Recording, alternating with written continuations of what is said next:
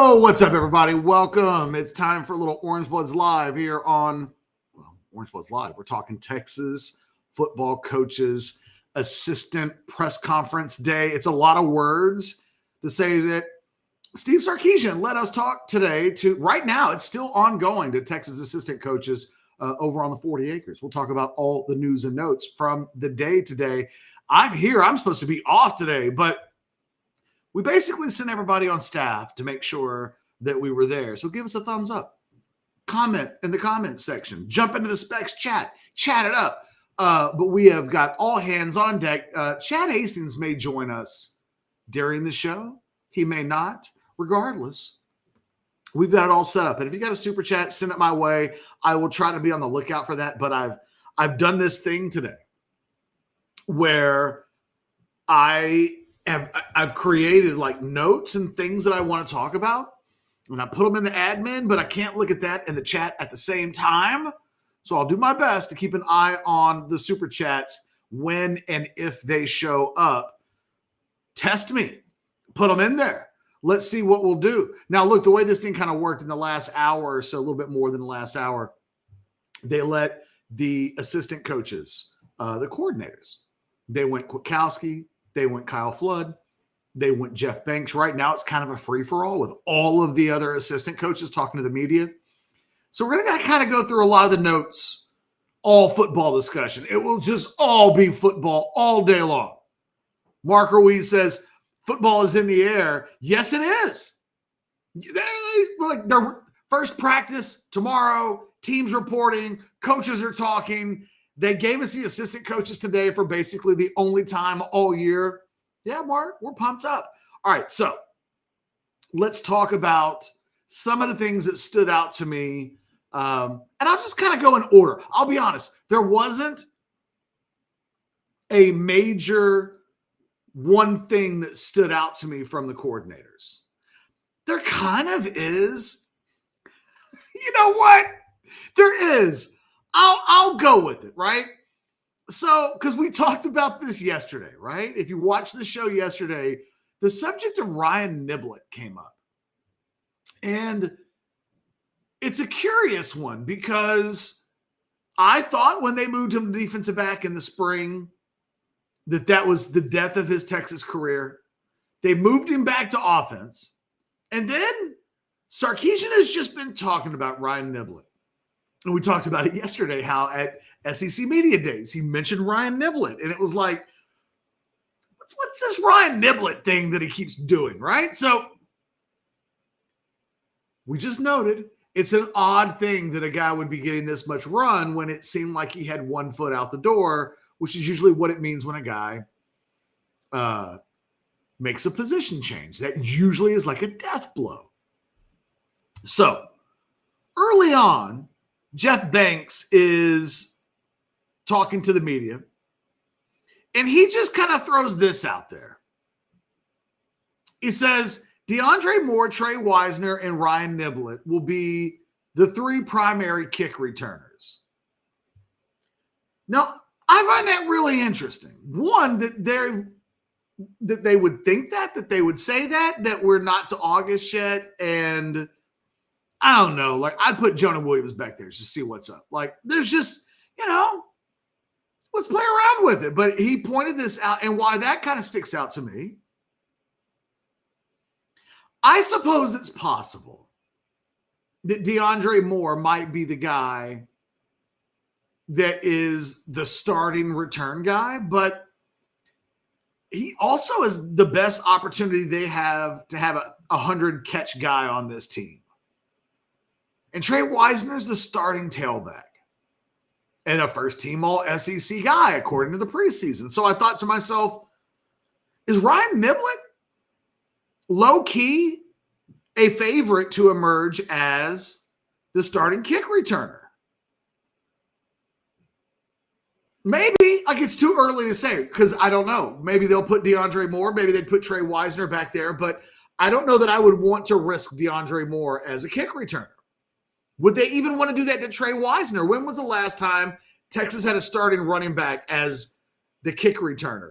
I can remember when Deshaun Jameson was lined up as a kick returner and color guys on television or play-by-play guys kept calling it, saying it was Bijan. There's Bijan Robinson. No, it's not Bijan. So I don't know. So I noticed that because I was like, look at Ryan Nibblet getting a little bit of run. And then Kyle Flood, in talking to the media, was asked which wide receivers, this question, the way this question is framed is really interesting to me. I'll put it up there. But Kyle Flood was asked, beyond Ryan Wingo and DeAndre Moore, who are the receivers he's most excited to see or most wants to see? And he name dropped Parker Livingstone and Ryan Nibblet. What? What? There's that guy again. There's that man, Ryan Nibblet. Now Sark's talked about him. Jeff Banks has talked about him. Kyle Flood just mentioned him as a guy.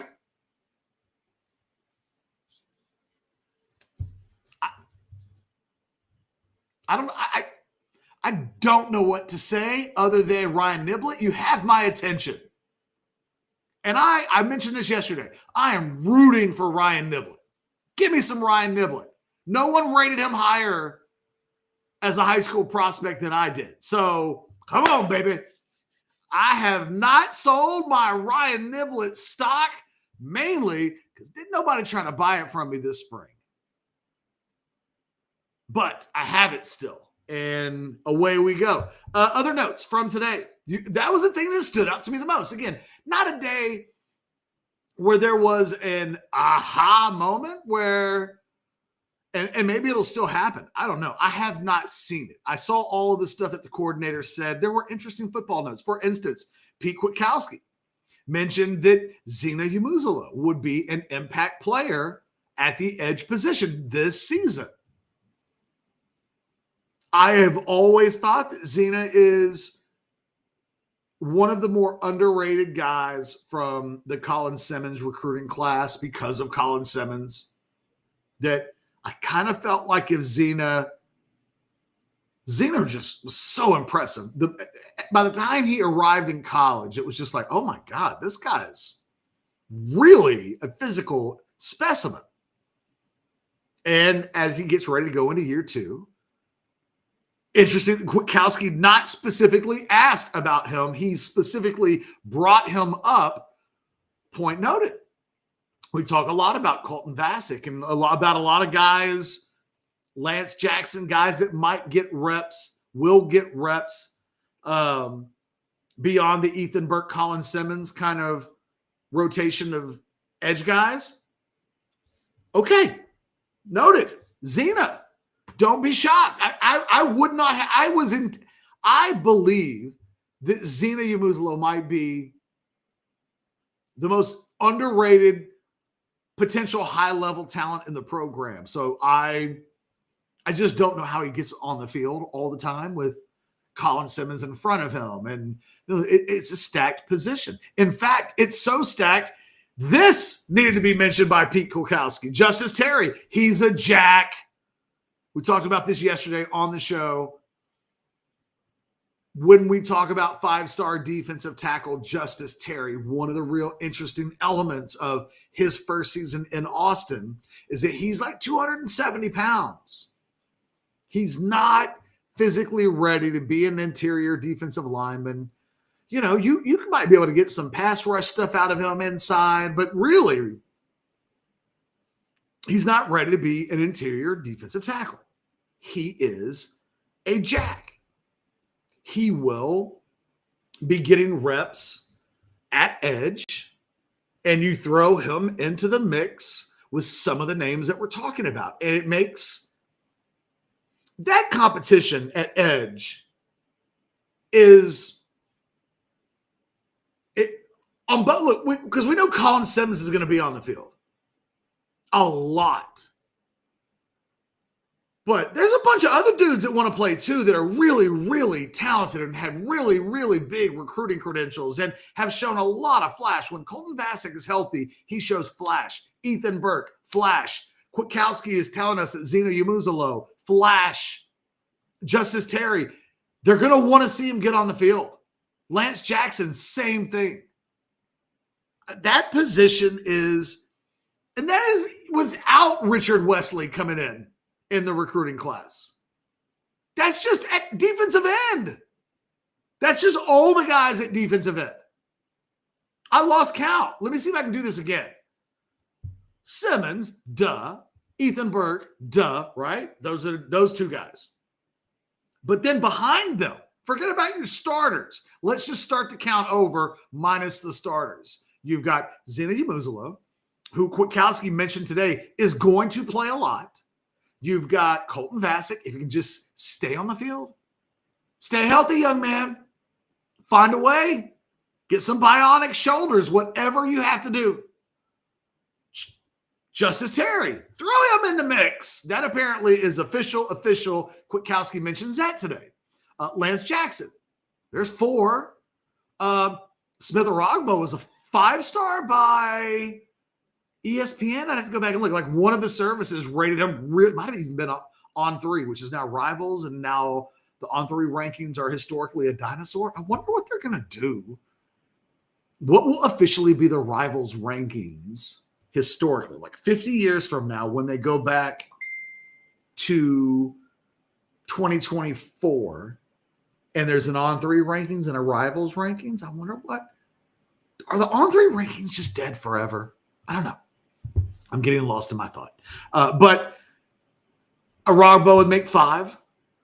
Did I forget anybody? Like that's 7 guys. That's 7 guys because it's 5 plus the 2. So edge is loaded. And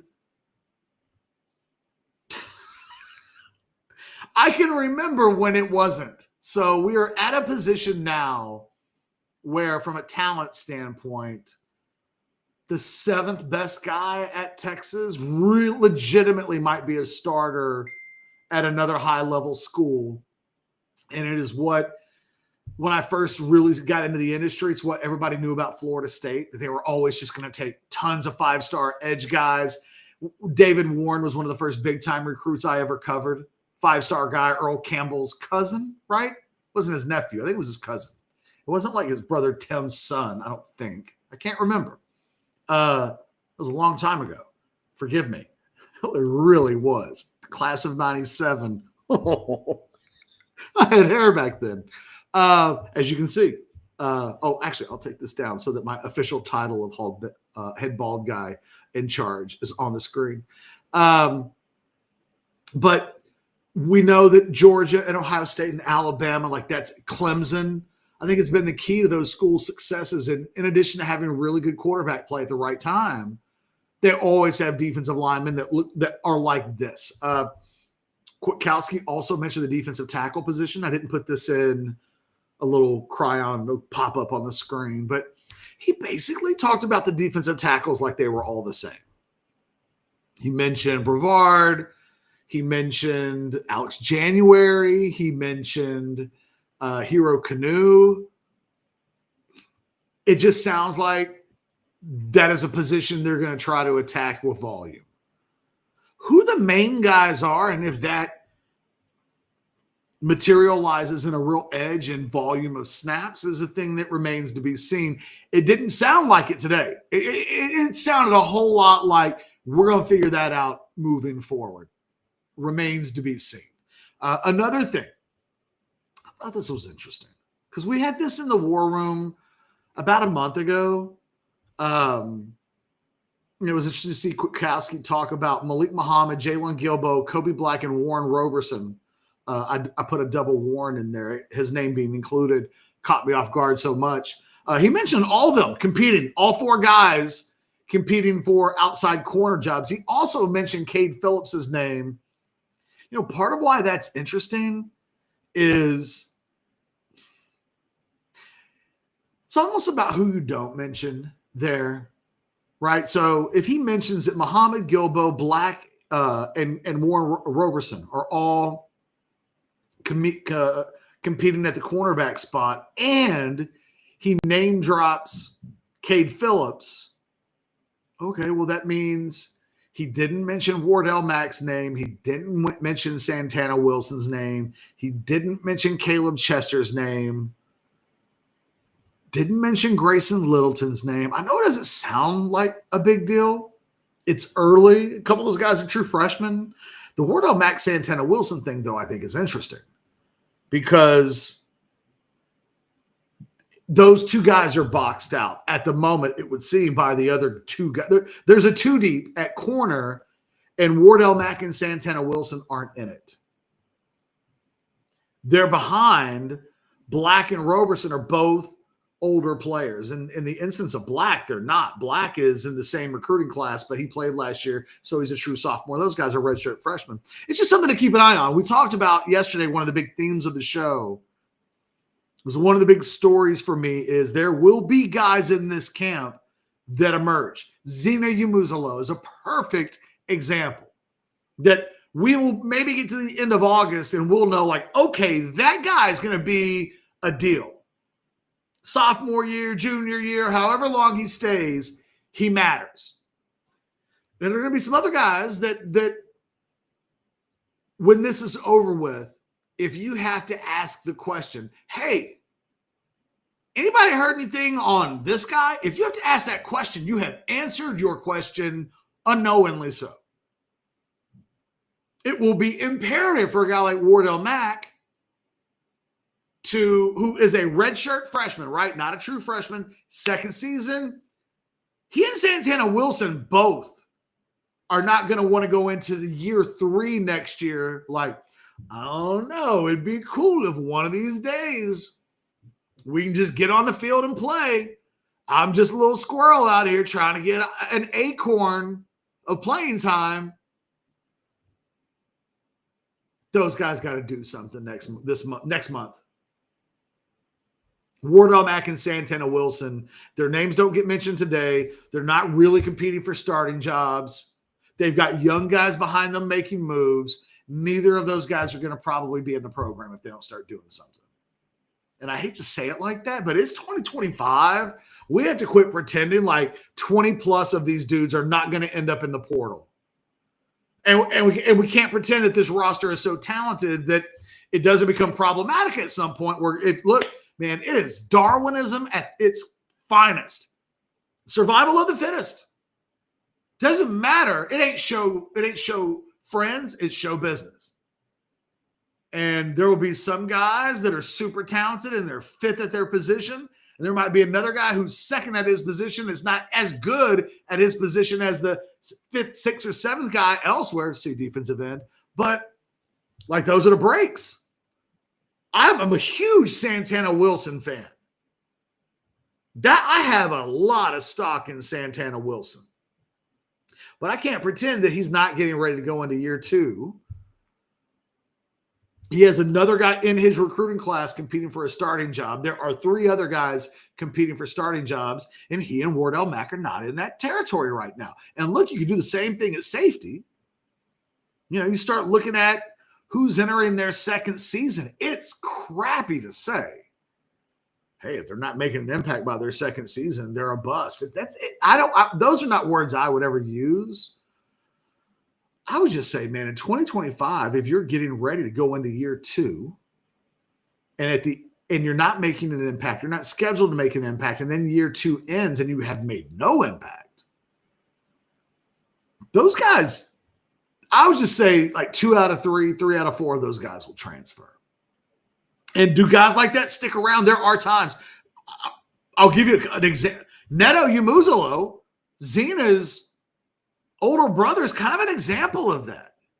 He's getting ready to enter year 4, and now he's in a position to be a starter, but like he wasn't getting on the field last year, and that was his 3rd season. And the sport has kind of told us that those guys don't have patience. Really interesting that Neto is kind of the outlier. And there will be occasionals, but look, if we go through the juniors on this roster, Connor Robertson, he would be an example of that too. He's literally in his 4th year. I don't think he has a real profile. I wonder if he's going to be this year's Max Merrill. Is Connor Robertson going to, this is his 4th year. Is he just going to graduate after this year? Or can he compete for playing time? Like Cole Hudson seems to be the starter. Daniel Cruz is the presumed future. And between them is Connor Robertson. He's going into his 4th year. Anyway, we'll get back to the headlines. I'm kind of thinking out loud here. Other things, Kyle Flood talking to the media mentioned that right tackle is set. It really is a camp battle between Andre Kojo and Brandon Baker. And, he frames it properly. Those guys are competing for the job. And that starts tomorrow. And, it's an interesting deal.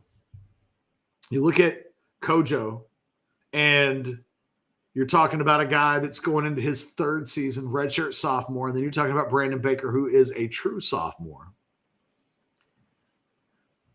The loser of that battle, the winner of that battle, in theory, has that right tackle job until they leave or lose it. It's theirs. The loser of that battle probably transfers. And, from a finances standpoint of things, Texas has a lot invested in Brandon Baker. He has to be the favorite to win that job. If all things are equal, if 2 guys are roughly the same, if the tie goes to the runner in baseball, in the NFL, if a 1st-round pick and a 7th-round pick were roughly the same, the guy that they would play is the 1st-round pick because of the investment that they've made. That guy's got to play. One of the things that doesn't get brought up, because we're afraid to talk about it. We're afraid to ask Kyle Flood, probably afraid to ask Sarkisian a question like this. Coach, you guys have invested over $1 million, reportedly, allegedly, in NIL, in a player who, not allegedly, told us that he was going to announce his decision as a prospect based on who gave him the most NIL money. He committed to Texas. You guys gave him a lot of money. It's how he admitted he made his decision. I don't know what you paid Andre Kojo, but seems like a lot less. So, in these decisions, has anybody ever said or intimated, hey, tie goes to the guy that we've invested $1 million in? No one's ever asked any of the coaches that. But doesn't it have to be part of the conversation?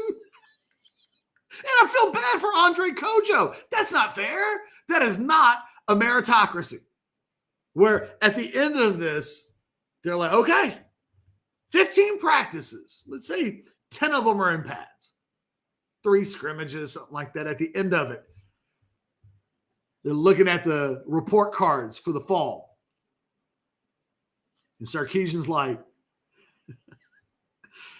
all right, Kyle, Flood, whatever he calls him.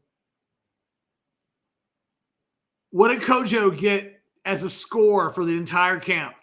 Well, we had him with 10 good practices and 2 bad practices and 3 average practices, and it comes out to like a 77.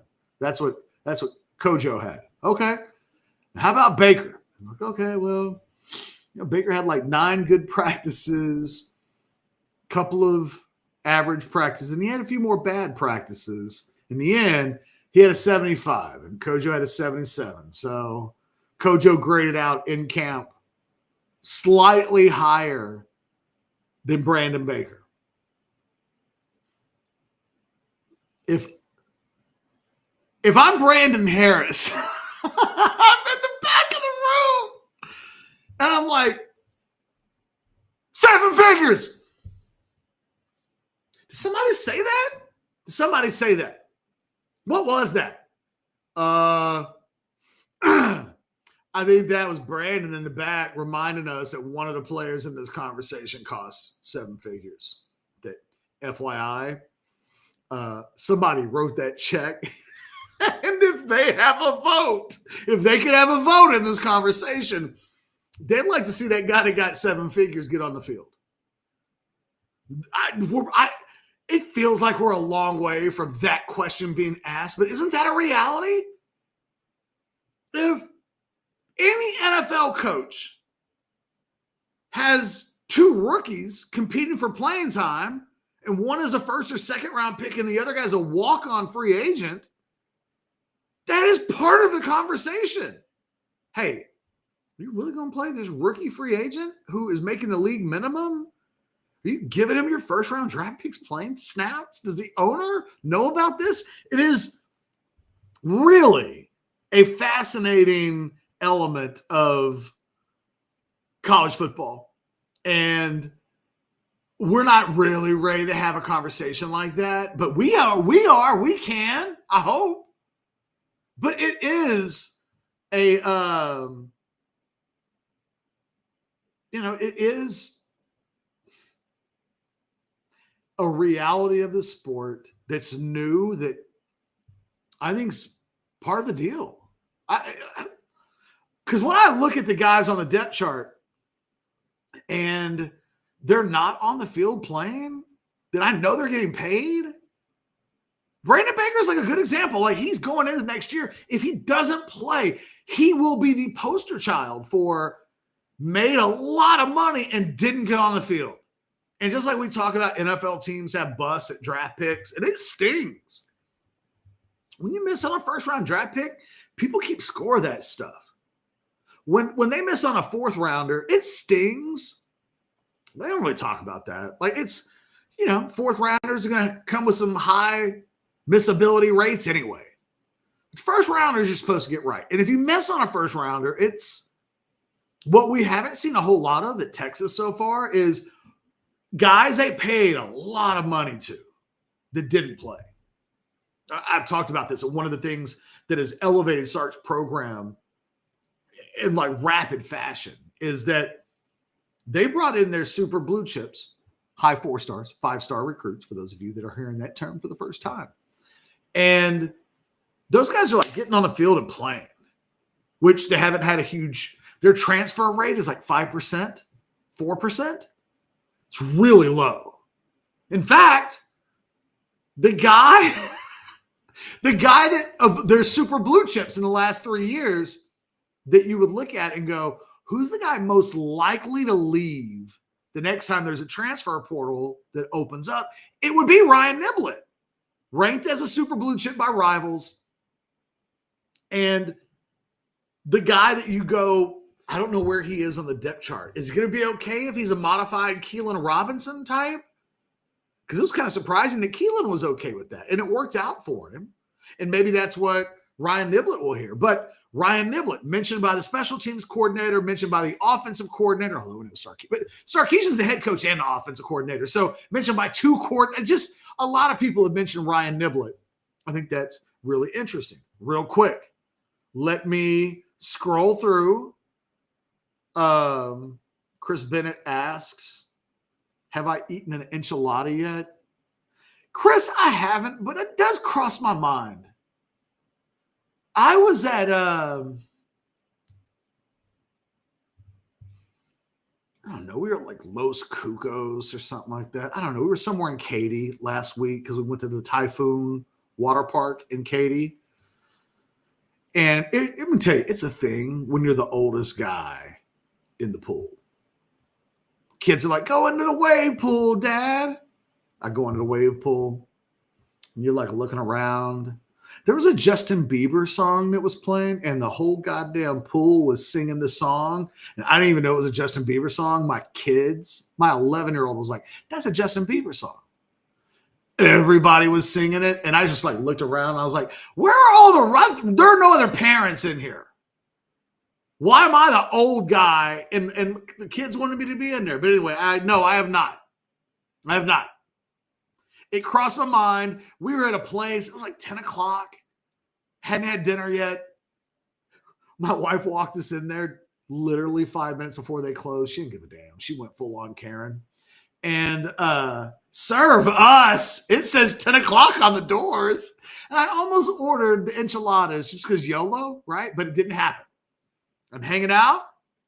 My play cousin, Michelle, and I have agreed that if when we're 70, we're not married. No, wait, that's a different deal. I don't even remember who that was with.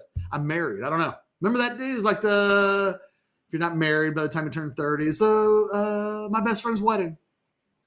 No, what was the bet? If Texas wins a national championship or something like that, we're going to do it together. I don't know. My play cousin and I have an agenda. I've just forgotten what it is. Oh, I see a super chat. Son of a bitch just popped up on the screen. $19.99. H-Dog. They have the lines up for 5 of our games. Ohio State +3. Georgia +2.5. OU -9.5. A&M -10.5. Florida -6.5. What's your favorite to least favorite out of those? On my way to the casino. Make me rich. Catch. I think my favorite of those is OU -9.5. It took a Herculean. Think about the OU game like this. In 2 of the last 3 games, Texas has beaten the piss out of Oklahoma. The combined scores of 2 of the last 3 games is 84-3. In the other game, it took the best game of Dylan Gabriel's life for OU to eke out that game. And I'm not saying that that's not a possibility. I'm just saying, had they played that game 10 times, Texas probably wins it 7 or 8. And OU needed the best game of Dylan Gabriel's entire career up until that point. It wasn't even close. Like he was sensational that day. And the Texas defense wasn't. But, I think if you just keep asking yourself if Texas and OU play themselves, if Texas and OU had played 10 times last year, I think 7 of them looked like last year's game did, or worse. Texas didn't play well last year. They still beat the piss out of them. So that one jumped out. I don't think OU is going to be terrible. I just don't think they've improved. I think Texas is really, really good. I think Texas is going to beat Ohio State. So I like the +3. I don't know that I'd bet my house on it. I'd stay away from Georgia right now. If I'm picking a game right now that Texas will lose in the regular season, it's that one. And that Texas still has to prove that it can line up with Georgia and beat Georgia, and they haven't done that yet. A&M -10.5 at home. That's another little juicy one. That could be easily 2 touchdowns by the time we get to Thanksgiving. Florida 6.5. I'd stay away from that one. There's just a lot. If I was going to touch the Florida one, I'd stay away from the Florida one. That's a big line. That's a big line. I don't know what the line should be. But a touchdown on the road against a team that might be top 10 good, there are going to be some close ones eventually. I'd stay away from Florida. H-Dog, thanks for the $20 super chat. That was kind of you. Michelle, thank you for clarifying. I thought that's what it was. I couldn't remember for the enchiladas. It would be betraying the play cousinshipness of our relationship if I betrayed you and had enchiladas. I'm not doing that. It did cross my mind, but I'm loyal that way. And no, there will be no beans. I don't know who said that in the chat. I saw it. I'm scrolling back. I don't see any other super chats. Robert just asked, yeah, no, I got it up there. Trey Moore not considered an edge. He's more linebacker now than edge, but yeah, you probably Colin Simmons is starting edge. I have Trey Moore listed as a linebacker on the scholarship board. But yeah, I mean, you can add his name to the group as well. But in terms of official accounting, I have him as a linebacker, just FYI. But yeah, no, that's fair. There will be moments of now. And by the way, Jerry the Targaryen says 50 years from now, On 3 and 24/7 will have merged. I don't know. You could probably take that 0 off of there. I would not be surprised if, like, in 5 years that happens. Sandman, it's official. Yes, I do. Don't tell anybody, but it's until he beats Ohio State, I do, for sure. And then I don't see any super chats. I think we're good, unless I went so far back that I missed any of the most recent ones. No, I think we're good. All right, so look, I'm going to go back to kind of like my conversations that I was having. I'm caught up, I think, on the chat. Hold on. I'm pushing buttons now. In fact, I'm pushing so many damn buttons. The thing that I want to do is push this button and give a little bit of love to one of our amazing sponsors. Hi, everyone. This is Tom McKay, owner of Audiovisual Consultations. We've been serving and assisting customers in the Texas area. I think I got this by now, old man. This is Camilla McKay, Audiovisual's social media and website manager. Our company has been helping you sit back and relax for the last 37 years. We come to you, and we're the kind of workers you want in your home. We give you all the advice at a great price, and we do a lot more than just audiovisual systems. We have employees capable of performing services like electrical contracting, heated floors, motorized shades. Am I forgetting anything, old man? Yeah, we do surveillance systems, controlled lighting systems, and landscape lighting, computer networks, multi-room audio systems, and of course, we install some really cool theaters. I had a feeling you were going to say that last one. Now, am I forgetting anything? Only this. Remember to hug your kids, laugh with strangers, and make love to whoever the hell you want. So give us a call at 512-255-8678. Or visit us online at avconsultations.com. That's 512-255-8678. All right, I thought this one was an interesting one. Among the key notes to take away from Tuesday's assistant coach availability, Kyle Flood mentioned that Nate Kibble is the first guy that he mentions, or the first guy that he mentioned. I guess I could have wrote that a little cleaner. In fact, no, I won't mess with it right now. You guys will get the point. Outside of DJ Campbell, who, by the way, was mentioned today as a preseason award candidate for the Outland Trophy, if I'm not mistaken. Congratulations to DJ Campbell. Let's see you get there on the postseason end of the year. Preseasons are great. The postseason ones are the ones that people remember. But Neto Umuzlo, DJ Campbell, and then Nate Kibble. Why is that interesting, right?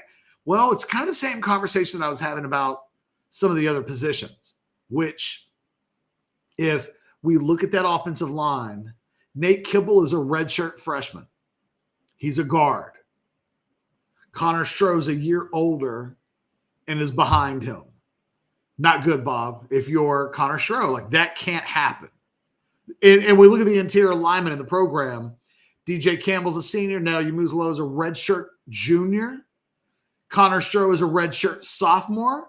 Nate Kibble is a redshirt freshman. And they got Jackson Christian and then the two Coleman twins behind them, the brothers behind Kibble and the rest of that group. But like Connor Stroh, it's year 3. Like I am rooting for Connor Stroh because he was a really nice kid. I remember Jason really liking him as a prospect.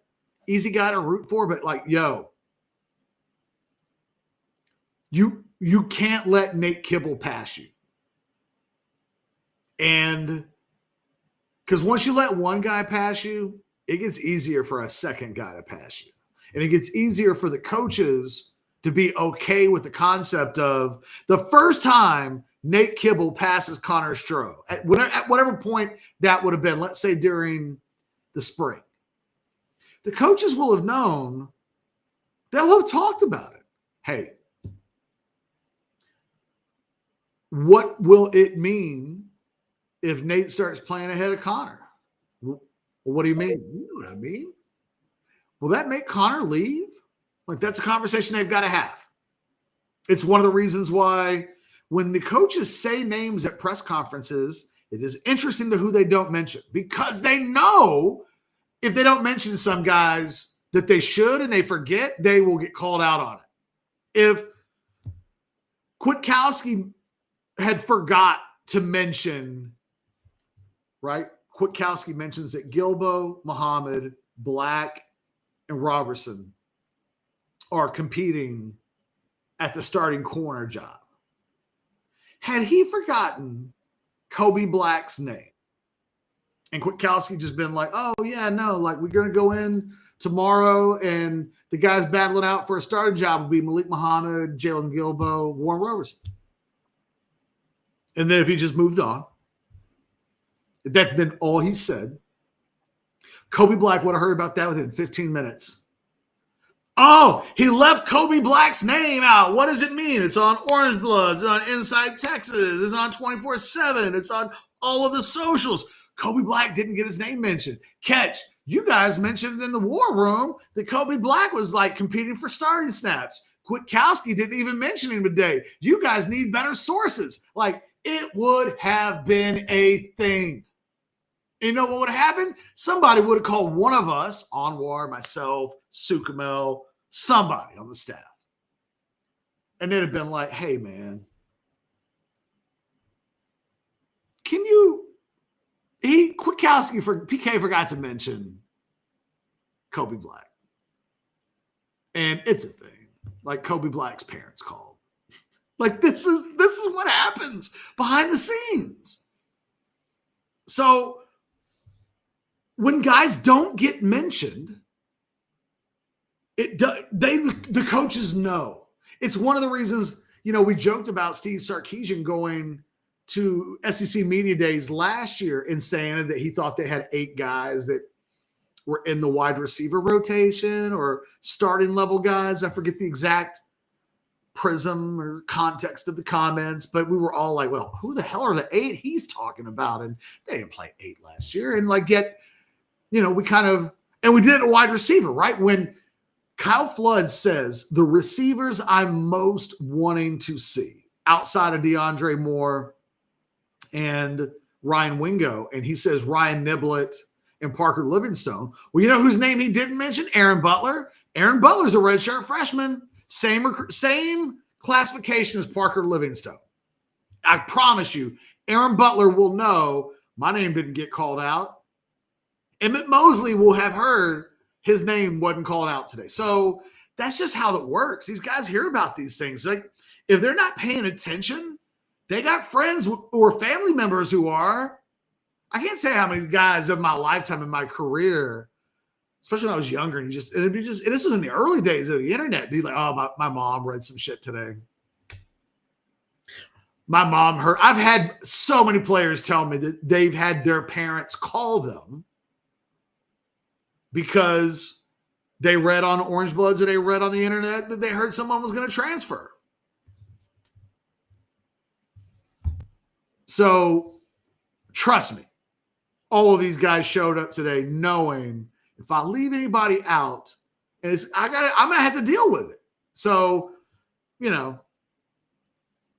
I'll just continue to stress. As you watch practice updates in the coming days, don't ask yourself why you're not hearing about a certain player. Duh. Like, that needs to just be, don't make this rocket science. There is an occasional mitigating circumstance. Oh, what happened to Billy? Oh, well, you haven't heard Billy's name throughout the month of August in a single practice report because Billy had a tragic bass fishing accident and lost a toe. He'll be all right. He'll be back. But he lost a toe. That's why you haven't heard about him. We just didn't tell anybody. There's an occasional Billy had a tragic bass fishing accident, but more times than not, it's like, hey, Catch, what's up with Billy? Nothing. What do you mean nothing? I mean nothing. He ain't doing anything. If he was doing something, people would talk about him. I haven't heard any of the sites mention this guy all month. So, yes. You made me say it out loud. Some of you, that's what you have to have. Say it, Catch. Say it. You really need me to say that this dude who has not been mentioned in 3 years since he's been on campus sucks? Is that what you need to hear? You hear me say he sucks? If you don't hear about Billy or Ricky or Timmy or Joey, they ain't good. It's just that simple, man. Like, hey, let me tell you what happened in the first 3 days of practice. They're not in pads. We're not going to talk about the running backs and the linebackers. They're just, you should have seen Ty Anthony Smith today in shorts and shoulder pads. Like, he was awesome in wrap-up drills. Like, so the first 3 days, somebody is going to ask, how come we haven't heard about Jarrett Gibson? First of all, wait till they get to the pads. Let us get to the weekend before you panic. If you haven't heard anybody, by Saturday, your little spidey senses can start to tingle a little bit. But at least let's get them in shell. Let them get some shoulder pads on. Helmet, like, maybe even full pads before we get too overreactionary. But yeah, I think that what we don't hear matters every bit as much as what you do hear. And I think what I would tell the audience throughout camp, pay attention to that. Pay attention to that. Because the answers are obvious. If you're having to ask the question, the answer is obvious. Because if somebody's practicing really well and it doesn't get reported, holy crap balls, let me tell you, the word will get out. You don't know what'll fish a player's parent out of the woodwork more than their kid practiced well and it didn't get reported. I think it's the maddest I've ever made any parent. You're like 45 notes on practice. And then you forgot the right guard. The right guard's dad's like, hey, man, what's up? Why are you always forgetting my boy? I was like, what do you mean? It's like, you wrote your whole practice report today. He had his best practice ever. You didn't even mention him. Are you on the payroll of a backup? What's up? What's up? You trying to sign somebody else to an NIL deal? And you're just like, I'm sorry, man. I just forgot. I didn't think about it. It slipped my mind. I didn't watch the interior of the offensive line closely. I meant to. Like, you just sometimes want to put your head in the door and slam it. Because it's always something like that. So if these things do have a way of correcting themselves, trust me, the word gets out. There's never really been an end of the month in 30 years that I've been doing this where at the end of it, it's like, oh my God, Timmy, where did he come from? I completely forgot he was even on the roster. That didn't happen. That's why people go on to Orange. That's why people pay subscriptions. Because at the end of the day, there's an occasional miss. There's an occasional surprise. But, man, it's rare. And it certainly isn't related to personnel. That stuff, like I said, it has a way of finding the light of day, whether the coaches would want it to or not. It's one of the things I love about Sark. I've not heard that he's had a meeting yet where he's implored his players, hey, man, what happens in here stays in here. I'm gonna take scholarships away if anybody reports on anything from practice. I mean, I've seen head coaches at Texas get distracted by stuff like this. And trust me, those coaches lose their jobs. It's hard to win games. I watched that interview that Sark did with Reese Davis yesterday, the walk around campus deal. By the way, I want to do a walk around campus with Sark. Sark, I got stuff you should pick my brain. I have stuff in my head that might interest you.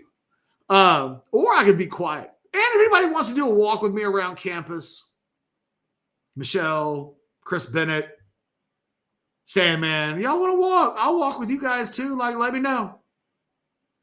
And H-Dog, you sent $20 super chat earlier. You can get a walk? Let's go walking. I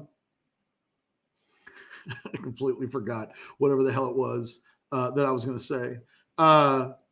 Mark says, I'm saying the quiet part out loud, and I no longer know what I've said that was the quiet part. I feel like I say that a lot. Paxton says, I'm really ready to hear how Aaron Butler is doing. I really like him. Aaron Butler, Paxton, is really talented. He'd like to hear how he's doing too. Make a play, Aaron. Make some plays. That'd be the thing I tell every dude on this team. Make some plays. If we don't hear Aaron Butler's name, it is not because we weren't trying to find out if that son of a gun made some catches. We are like crack addicts. Hey man, you got a practice update? What happened? You were at practice. Oh, don't let there be recruits at a practice. Then you're like, because remember, this is how the whole Lamont Rogers thing popped off. Bunch of recruits showed up at a scrimmage, trying to find out everything you can about the scrimmage. It was like that when they asked Lamont Rogers, what'd you think about the practice? What'd you think about scrimmage? Who looked good? And he was like, Trevor Gooseby looked good. And what did I tell everybody on this show the day after that happened? Lamont Rogers didn't come into Texas. He was supposed to notice Kelvin Banks. He wasn't supposed to notice Trevor Gooseby, and he did. And that, in almost all certainty, is going to be a problem. And Lamont Rogers in Texas, like, that thing just didn't happen. And it was after that day. I've never heard another kid name check a young guy at his position quite like that and then still end up at school there. It was like asking, hey, Mr. Tight End, what did you think about practice? I thought the redshirt freshman I had at my position looked like the best player on the team. But other than that, it was great. Can't wait to go back. Fantastic. So anyway. All right, guys. We've hit the 50-minute mark. Nothing crazy happened today. Hey, someone mentioned this. No news is good news. There was no just so you know, starter X is going to miss the next 3 months. Like, that didn't happen either. That was nice. Although maybe that wouldn't be an assistant coach's job, but sometimes they say the quiet parts out loud, and then Sark's got to do a press conference, and then he's reminded, this is why I don't let the assistant coaches talk, because they're not supposed to mention something related to player injuries. But yeah, I think we're good. There was no bad news today. All right. So here's what we've done. I worked on my day off. Today's supposed to be my day off, at least from videos. Like, usually this is like an admin day for me. I go to lunches and meetings, and I got to go be me, and it kind of sucks sometimes. Sometimes it's really cool, but sometimes it's just like, oh man. Like, one of the things I got to do later, I got to take a framed Earl Campbell, Ricky Williams print. It's right there. I got to go get it posted. I got to take it to the mailbox. Like, I got stuff I got to go do. And usually on Tuesdays I do this, but it's a big day.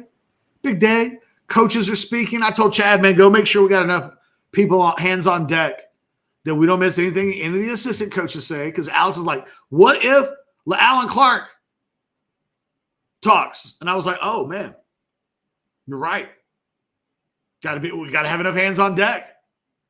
So go over to Orange Blood, scan that QR code. We'll get you covered. $1. If you've never been to Orange Bloods, you can do a $1 free trial for a week. Check us out. It's like a week, 10 days. I forget exactly what the promo is, but it's $1. And if you like us, you stay. If you don't, you cancel. Just like that. All right, hit that thumbs up button because we like you. We want you to do that. We want you to like us. Subscribe to the page, over 50-something thousand, headed towards 1 billion. Thanks to everybody that participated in the Specs chat. In fact, you know what I didn't do that I need to do? That sometimes you just forget. You just get to talking, blah, blah, blah, blah, blah, blah, blah. That's what happens to me. I get to talking, and then I forget the one thing that I should absolutely do. And this studio that I'm in drives me up the freaking wall. But you know who doesn't? What am I doing here? Hold on. What's happening? See, I'm in the wrong place. Hang with me. Don't take your light back. Don't you take your light back. All right, I love this one. This summer, when the sun scorches and sanity is one sweat beat away from collapse, a hero rises. Specs, your cathedral of cold cans, your oasis of cool. And let me get off a rant at one of our sponsors, Texas Card House, Hijack Poker. If I can, let me get a rant off. I'm playing in the $150 free roll at 9 o'clock this morning. Couldn't get a hand. I'm getting chipped away. I get pocket jacks. I'm under the gun. I know I'm going to be all in pre-flop or close to it. So I just limp in, and I was like, everybody around me is going to do whatever they're going to do around me. And I'm ready. I'm all in on jacks. We'll see what happens. Ends up being a 4-way all in. Of course it was, right? It's a free roll. And pre-flop. But there were two guys that weren't all in pre-flop. But I was all in pre-flop. Flop comes out, ace, king, jack. I flopped a set of jacks. And in my head, I'm like, oh my God, did one of these jokers throw out, like, they call like if somebody's all in with an off-suited queen 10? Or if somebody's sitting there with ace 10 and they're going to catch a card? All in. There's a call. One guy's got nothing, like bottom. I don't even remember what he had. The other guy had ace king. So he flops top two pair. I flop a set. King comes on the turn. Oh! And I just, for a moment, kind of hated hijack. I was like, wait a minute.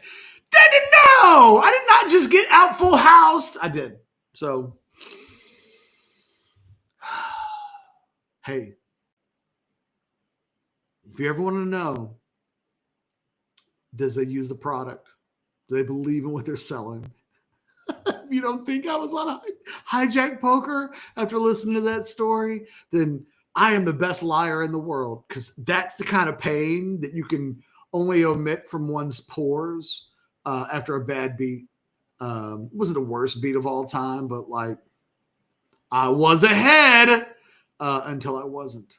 Anyway, guys, thanks to all of our sponsors, Card House, Hijack, Specs, AV Consultations, Rogue Shot, everybody. Thank you. Thanks to everybody watching. Cody Carpenter, real quick, dropping a Brad Spence at edge full time, according to Allen. Look at you, Cody, coming in hot at the end. And we did have a Money B super chat. I can't go yet. Money B says, for $10, name one player who we aren't talking about right now that has the buzz after fall camp.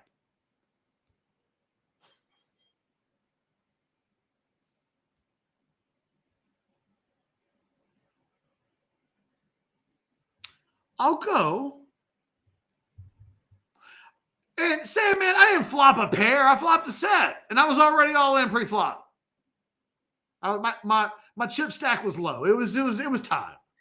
It was like 500,000 blinds, and I had like 5,000 in chips. I mean, I just, it was all in. I knew what was happening. I expected to lose before all of the zaniness went around. Like I knew what would happen, but I didn't expect to lose after flopping a set of jacks. I thought if you told me that pre-flop, I would have thought my hand might hold up. It did not.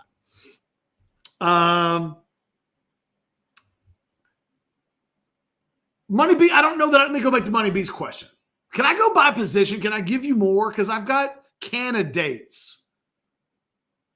I think at running back, keep an eye on James Simon.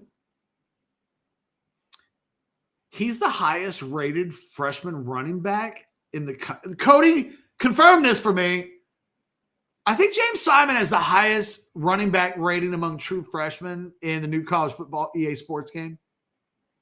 That didn't happen by accident. Somebody told him at Texas he's really good, and they listened. So just throwing that out there. Plus, he has gotten some offseason buzz. Wide receiver, Emmanuel Mosley. I can't believe his name wasn't mentioned today. I think it's probably because he hasn't practiced yet. And so Flood wasn't going to throw that out there. But, yeah, man, they want to see him.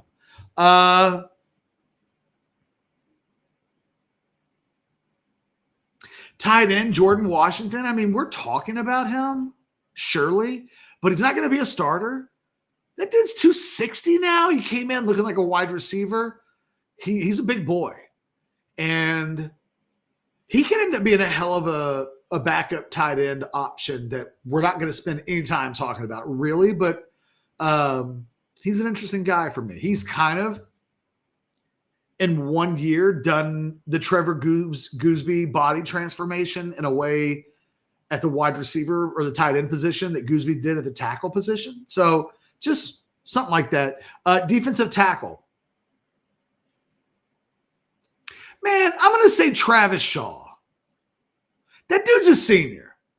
That dude transferred. That dude's in a contract year. That dude's got to step up. Like, it's now or never. That's a 5-star guy who's given it one last college try or else. So, yeah, I'm going to go Travis Shaw. Defensive end, I'm going to go Zena, just because I was already saying that in the spring. Linebacker,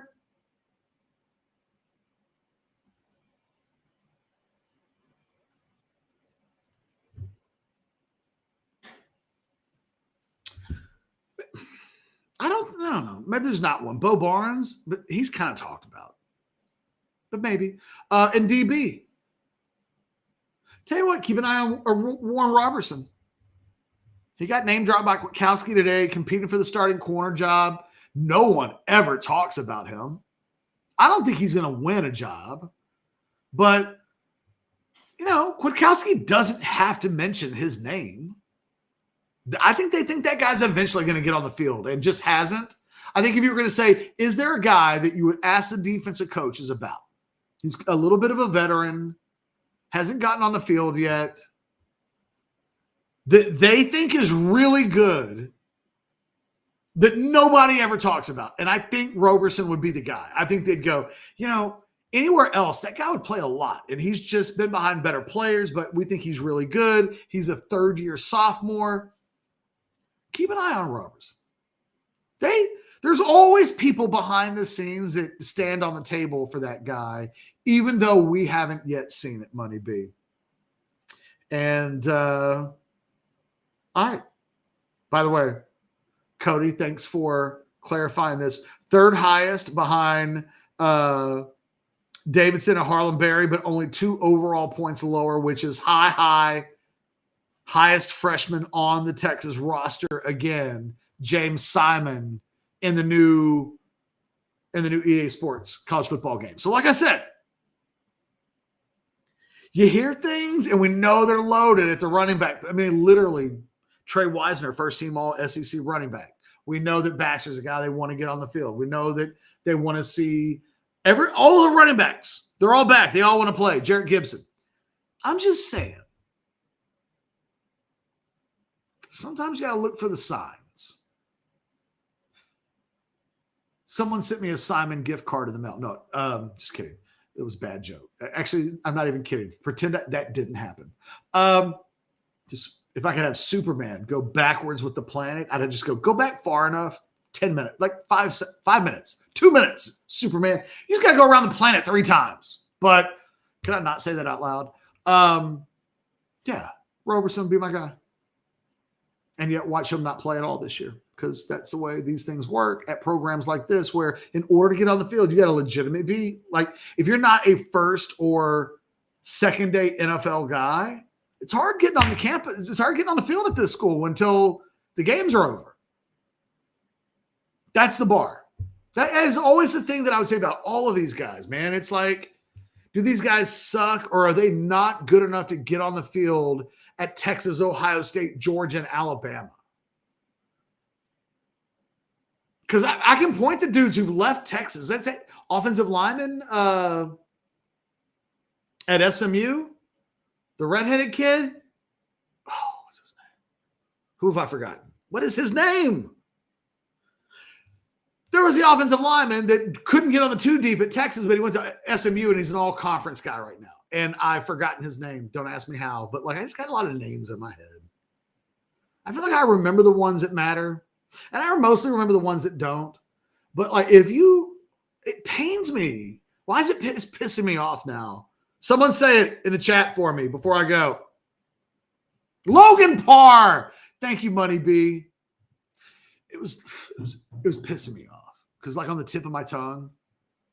It was right there. And I forgot. All right, guys, I'm looking at the clock. It's been an hour. Hour 6. We got to be getting out after an hour. I keep telling Chad this all the time. Otherwise, you people won't want to watch the video that are watching it right now on record. Not the live ones. They watched that earlier. I'm talking about the recorded people. The people that are watching this on Thursday, they don't want to watch this if I go like an hour 34. So for myself and all the sponsors and Cody who's in the chat giving me deets when I need them, you guys have a great rest of the day. I got to go run some errands. I got to go to the post office and mail some stuff. Have a great one. Tomorrow's first day of practice.